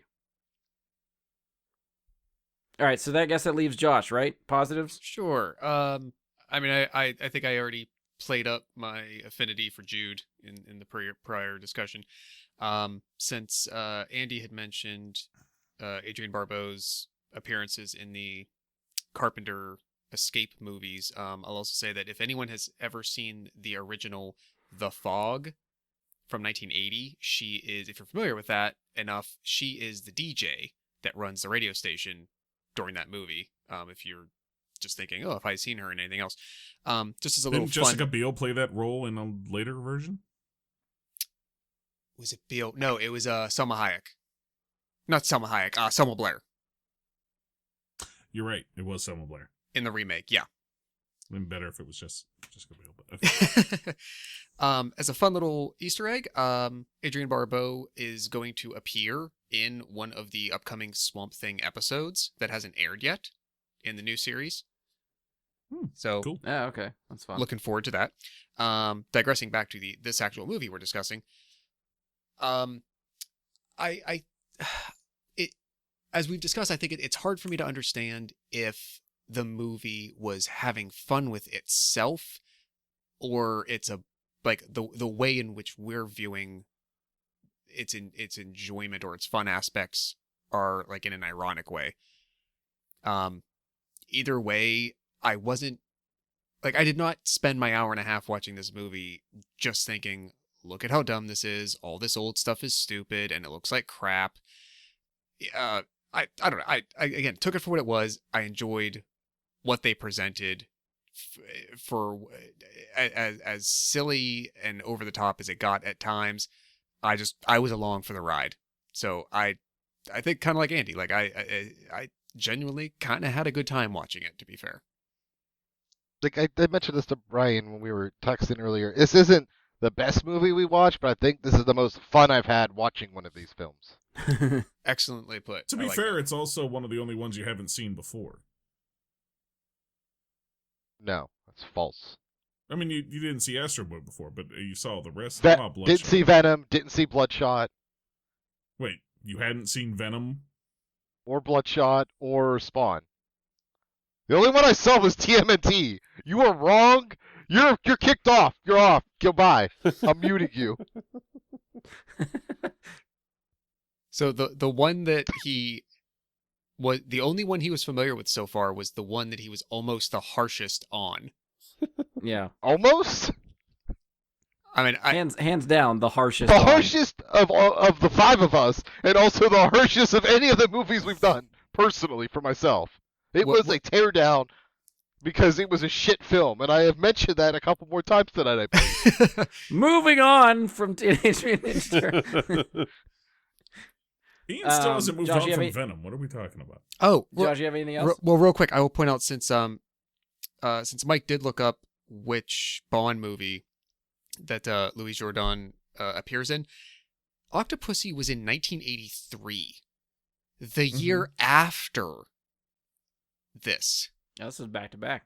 Yes, but nothing about this film or his portrayal, his performance, any of it dissuaded the Broccoli family from casting him as Kamal Khan. Why would it? It was the Why same would it? company. It was MGM and United Artists that made this. So but so, He was excellent in this film. I guess you could probably say that Swamp Thing was probably not a resume film for him. Although I will say, like I said way earlier in the discussion, when he removes the prosthetic face, one of the few notes I did write down, I put fake face! ! It's Arcane! ! I like that. And I think it was maybe Andy said it. I would have liked more of him in this story. Yeah, I would have liked just to expanded on his evil genius empire Yeah. thing. Yeah, not just more screen time, but that combined with why really are you doing this? What is your background a little bit? What is your overall plan? Just get a little bit more into his psyche a bit. They I give you one sentence on that, don't they? When he Yeah, it goes- he it's, says very something along the lines of quick. he wants to use it to control the world. Yeah, and that's So typical villain plan thing. Right. Yeah, Yeah, it's it's- so high sweeping that it doesn't really matter because when that's what everybody wants and it's so meaningless that you get nothing from it. But I will say I don't know if this is a spoiler for us or the listeners, but he does appear and reprise this role in the sequel. So he will carry on. Yeah. Okay. He didn't bleed out enough peanut butter to die. Oh man, I don't No, know. it was just actually peanut butter. It wasn't supposed to be blood. peanut butter's Oh, pretty viscous. okay. Maybe it just crept back in. Well, you If could it was probably just if it was stuff natural peanut butter back organic in, peanut right? butter that didn't have the binders in it and it's the more oily kind that separates and whatnot, that's probably what they were going for. I mean, you know how peanut butter sticks to your mouth. Like, it could obviously close a wound back up. I believe it. Yeah. Well, Swamp Thing took the He's so stuff, much more and he efficient had if our healing blood was like powers, peanut so butter. maybe this guy had healing powers too. All swamp people have healing powers, even if they're really just wolf men. Yeah, where does this guy fall on, like, the swamp creature scale? You know, you're the only person that's designating him as anything, Ian. So where you say he's a wolf man, but where does that put him in, like, the scale of swamp creatures? That's a 0 on a swamp creature scale. 0? So, does a 0 get the healing powers? Well, that's just on how much of a swamp man you are. All swamp things get healing powers, but how ghoulish you look kind of ratio on the scale. Like Bruno's like a solid 5 on the swamp man scale. Okay. Midget man. They gave a speaking role to a little person in 1982. Good on them. Representation. Oh, speaking of Bruno, so before Bruno makes the transformation, I pointed out this is a joke just for me because Sarah like barely listens, unfortunately, to episodes because she doesn't care about anything that I do. But Jesus. Sounds like you need a therapist. she likes me. Yeah, just doesn't really care about the things that I do. But there is a promo video at the Galleria Theater in Mount Lebanon, and it used to be a Carmike Cinema before that company was bought by AMC. Years ago, Carmike Cinema must have commissioned the production of a safety video before movies, and they got the like fire chief of Mount Lebanon at the time and a few people from the company, like the fire company, to make this like safety video about like, hey, if there's an emergency, here's what to expect, and the exits are here, and look around the room and all. That's a little quick thing. It's like a minute. The actor who plays Bruno, we both realized that at almost the same time, about halfway through, that he looks exactly like the fire chief in that video. And that's just a fun little call out for us. Given the age of how the guy looks in the video and the age of the guy in the movie at the time, it's probably not. I mean, it could be like a really younger brother or maybe a son situation. But, yeah, that was just a little fun thing for us. All right. All right, so I guess we'll wrap up sort of with like my positive, which I don't have too much left to go. I will agree, Jude sort of stole the show for me. I think he's the one character that I would have liked, even though he was mostly completely pointless. I still found it enjoyable seeing him on screen and just what the hell is he gonna do and why, type of thing.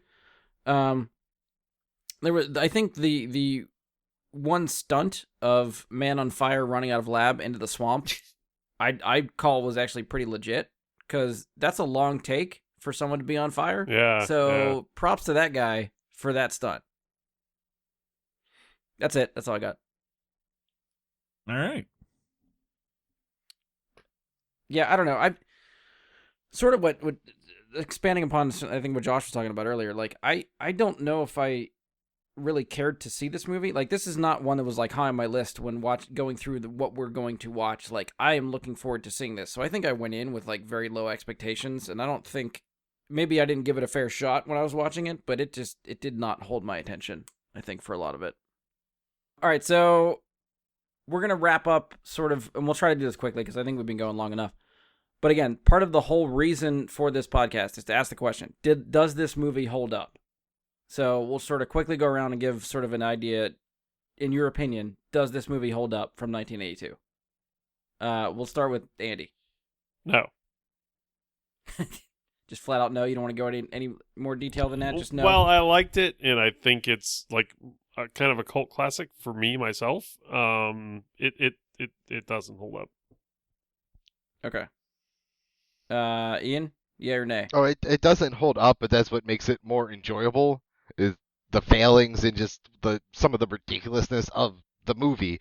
Like, if this held up, it wouldn't be nearly as fun. It might be thematically a better film, but it wouldn't have been nearly as much fun if this movie was made differently and it held up to today's standards. What made this a good watch was just all, the mistakes of the time, just the timing of it is being old. That's why I think a lot of the old Mystery Science Theater stuff works and is funny, and some of it's like not genuinely good, but it's fun to watch just because it doesn't hold up. It's bad. Yeah. Okay, fair. Mike, yay or nay? No. You want to go in any more on that or just no? I mean, no. Okay. Again, I think I've spoke a lot about my problems with it, and I spoke a lot about why I don't want to view it as negatively, but I mean, you watch it today with today's technology, and you can't take it seriously. So hold up, no. Okay. What Ian said does make sense, though. Okay. Josh. I'm going to say no with kind of a combination of Andy and Ian's sentiments. I'm not looking at it so much from a modern perspective, but rather, would it have been considered pretty well done for its time? Because no matter what, like eventually, and I'm not at this point yet, I think, like as an example, I still think the original Jurassic Park holds the frick up visually. Yes. Eventually, it will not. Just by nature, it just won't. So everything has an expiration date. So given that, how would this movie have been viewed in 1982? And it I would feel have like I've seen movies from around that time that did hold up, so Right. that's why I gave my no answer. Right. While I could say that about certain things from that time, and what was it really at its? What was it on solid ground? Maybe not at the top of its game, but was it on solid ground at the time it came out? And that's why I would say no. Yeah, I mean, you got to remember, a year later, Return of the Jedi comes out. I know the budgets are extremely different, but I mean, for what they I were think the able to original- accomplish at the time. I mean, we mentioned John Carpenter a couple times. Didn't the original Thing come out in 1982?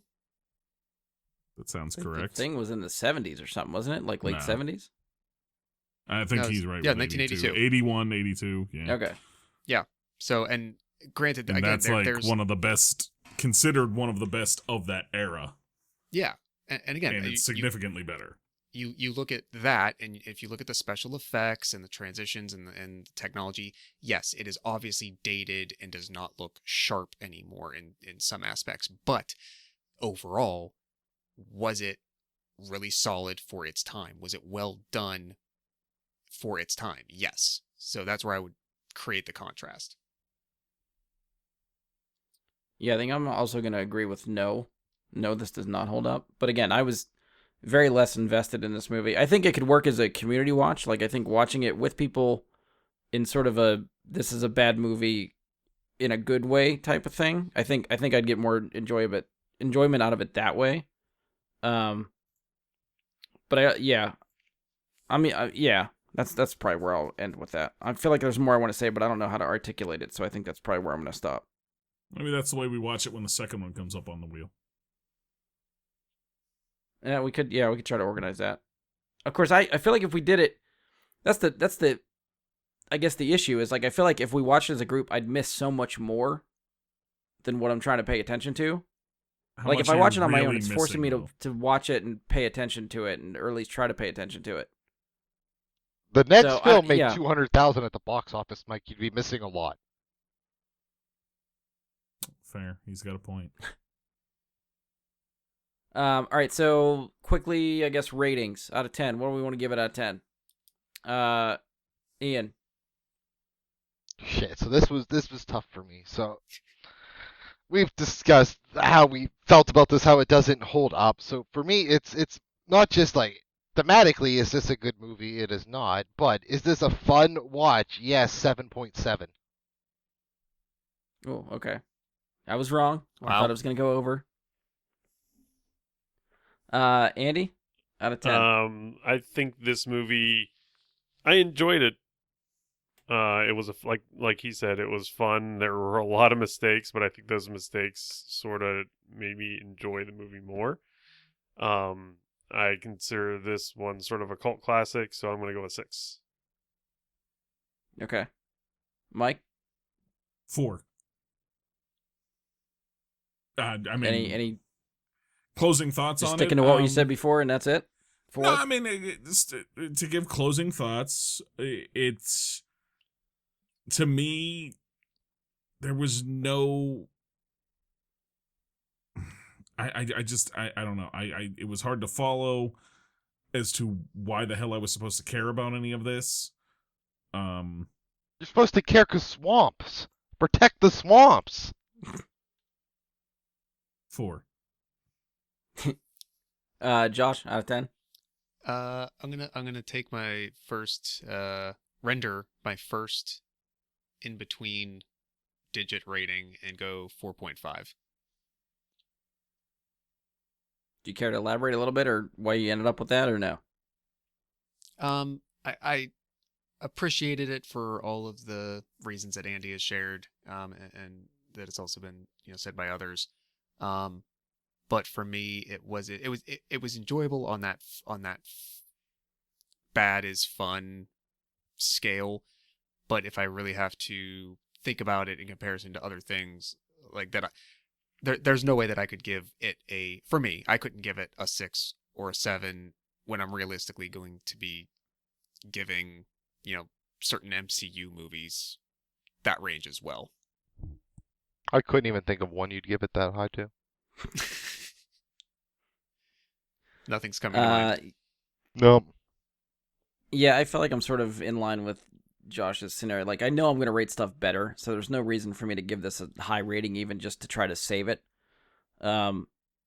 It's sort of like what Mike said. That's helping me articulate a little bit more. It's like, I don't really know what was happening or why. I don't really give a shit about any of the characters and what the hell's going on. So nothing really attached to me from a story standpoint for this movie. And I might have fun rewatching it with a group just to sort of have fun with it in that aspect, but not a lot of redeeming stuff for me here. So I'm going to say 2.5. I'm going to go low out of everybody. Okay, whoa. Oh, no. That is incorrect score. Your opinion is not your opinion, Brian. It does not... No, this movie is not worse than Bloodshot. This movie is not worse. If I have than to pick Bloodshot. between rewatching Bloodshot or rewatching this, I will rewatch Bloodshot. You have terrible taste, and I'm dropping out of this podcast. That was never just we that's the whole point of this. We all have different tastes. That's where I'm at. Ian, can I This ask... is not 6 points worse than TMNT. Fuck yes, it is. No, it yes, is not. yes, it is. Yes, It's a I will die better on that movie sword. than Teenage Mutant Ninja Turtles 1990. Now you're just flaming. Yeah, I feel like that's a poll that you will lose, my friend. Gaslighting it. Ian, did you give Bloodshot a 1? I gave Bloodshot a 3.7, which is my lowest score by...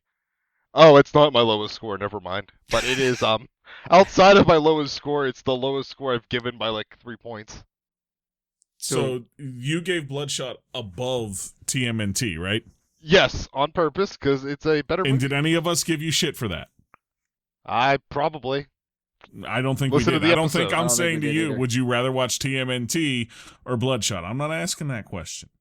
That's your own personal preference, man.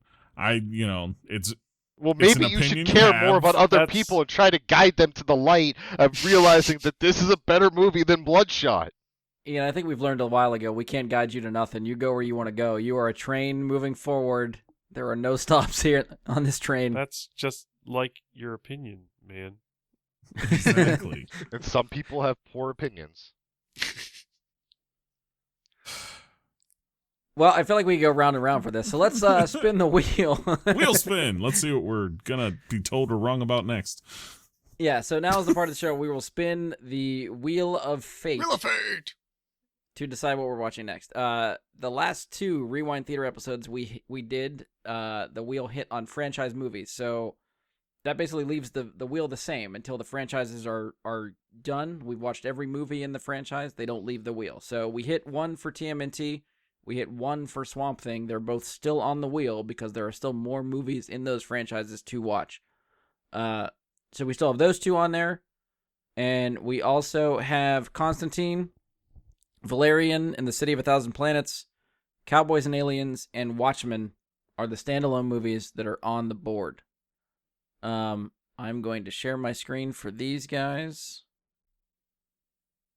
How do I do that again? I can't remember. The button down my chat that says share screen. That's the one. I was hitting the wrong button.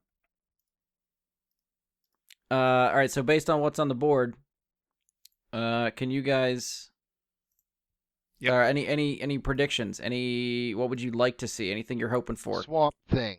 I do. I kind of want to ride straight through Swamp Thing now. I'm still on Watchmen. Just to get it over with, or you're looking forward to A it? little of both, and then we'll have the excitement of being able to replace something. I also like that I won't have to debate for my spreadsheet whether or not I put sequels below the previous film or not, or I just put it where it falls. It'd make it a lot easier. Swamp Thing's just right after Swamp Thing. Won't have What to about make TMNT decisions. 2 not being after TMNT? Never end up watching that. Oh, okay. That'll be the first one Ian decides to skip. He's just not gonna have time for it. Well, I mean, he's still going to keep the spreadsheet, though, right? Even on ones he's not here for? It might force him to go back and listen to the episodes he's not on Yeah, maybe. to get the scores. I don't know if it's a prediction, but I think I'd like to watch Watchmen. I agree. Or Okay. Valerian, so Brian finally watches it. I was gonna say I've still not seen Valerian, so this is just gonna be my excuse to finally jump in and try it. Didn't we so. do a podcast? And I do kind of on want to give Valerian? Cowboys and Aliens another shot because No. I've only seen that once. But all right, wheel spin is happening. Man, those frames are great. You guys can still see the wheel. Everything's spinning. Yep. Yeah. Hearing the clicks. Everything's good. Clickety. Yep. Click, click, click, click, click, click, click, click. Watchmen. Constantine. Constantine, it is. Speaking of Constantine, I don't know if it's a reliable source, but I saw something All right. that Keanu signed on for a sequel. Oh, cool. What really? I saw something similar, but just the headline. I didn't get to dive into the story. It might just be a rumor at this point, but sometimes rumors end up being true, so maybe. I'm all about checking sources. You find me that source, I'll see if it's valid or not. I want to Yeah. say it was on Twitter, but Well, I mean, That like could Twitter go any comes from which way. somewhere. Like if it's normally there's some sort of article No, Jack associated with tweeted it. right? I wrote it. The only thing, you know what I seen? This is, if anybody follows like Boss Logic on Twitter, is like he just fan casts stuff and makes a poster for it. But the posters look so fucking good. People run with them and go, man, this movie. And then Twitter happens and it's happening. Yeah.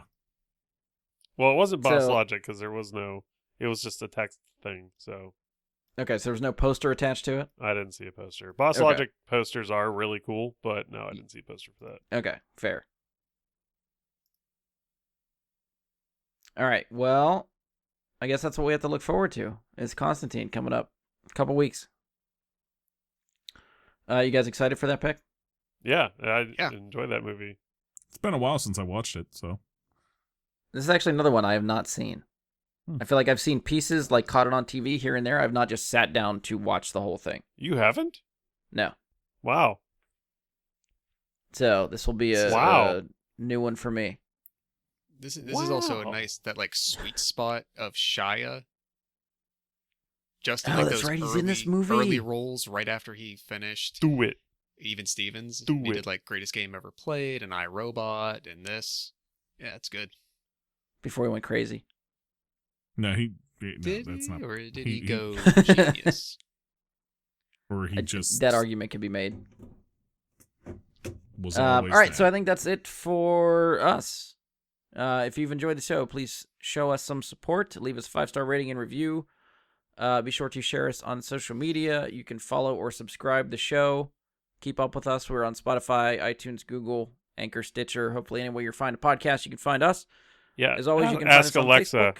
You can ask Alexa to listen to our podcast. Yeah, we are not the Super Friends Veterinary podcast or whatever that was from the last time. I loved that. I loved listening to that.